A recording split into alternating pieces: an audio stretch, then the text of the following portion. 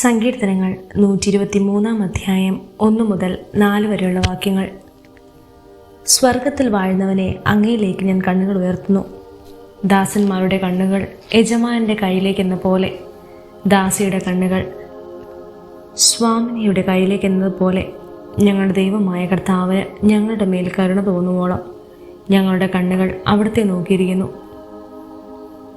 ഞങ്ങളുടെ കരുണ തോന്നണമേ കർത്താവേ, ഞങ്ങളോട് കരുണ തോന്നണമേ. എന്തെന്നാൽ ഞങ്ങൾ നിന്ദനമേറ്റുമടുത്തു.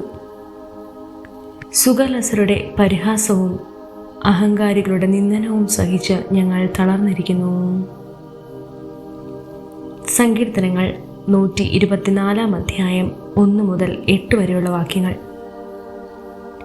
ഇസ്രായേൽ പറയട്ടെ, കർത്താവ് നമ്മുടെ പക്ഷത്തില്ലായിരുന്നെങ്കിൽ, ജനങ്ങൾ നമുക്കെതിരെ ഉയർന്നപ്പോൾ കർത്താവ് നമ്മോടുകൂടെ ഇല്ലായിരുന്നെങ്കിൽ, അവരുടെ കോപം നമുക്കെതിരെ ജ്വലിച്ചപ്പോൾ അവർ നമ്മെ ജീവനോടെ വിഴുങ്ങിക്കളയുമായിരുന്നു.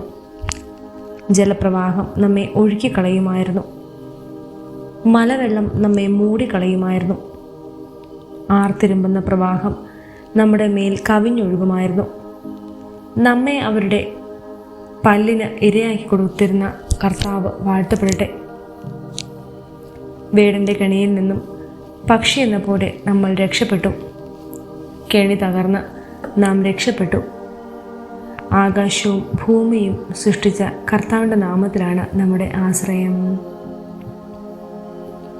സങ്കീർത്തനങ്ങൾ 125 അധ്യായം 1 മുതൽ 5 വരെയുള്ള വാക്യങ്ങൾ.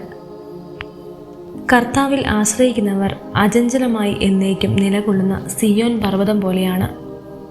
പർവ്വതങ്ങൾ ജെറുസലേമിനെ ചൂഴ്ന്നു നിൽക്കുന്നത് പോലെ കർത്താവ് ഇന്നും എന്നേക്കും തൻ്റെ ജനത്തെ വലയം ചെയ്യുന്നു.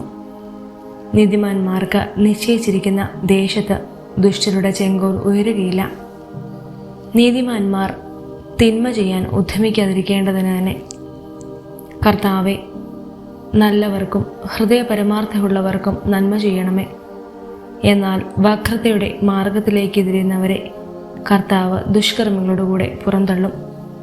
ഇസ്രായേലിൽ സമാധാനം നിലനിൽക്കട്ടെ.